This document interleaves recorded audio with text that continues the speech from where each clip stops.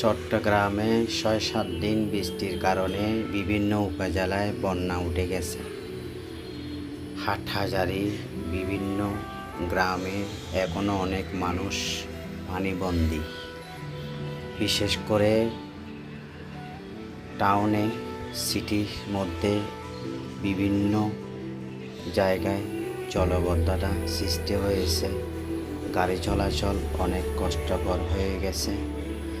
মানুষের দুর্ভোগের কোনো শেষ নেই।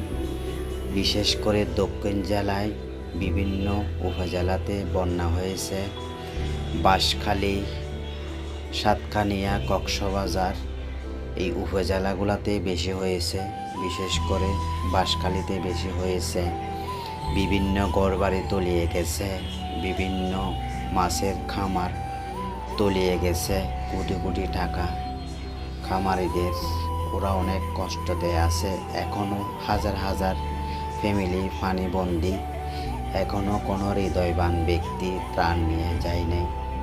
চট্টগ্রামের মানুষ কত বিবেকবান, হৃদয়বান। সিলেটে বন্যা হয়েছে গেছে, ফেনীতে বন্যা হয়েছে গেছে, কুমিল্লা বন্যা হয়েছে গেছে। সব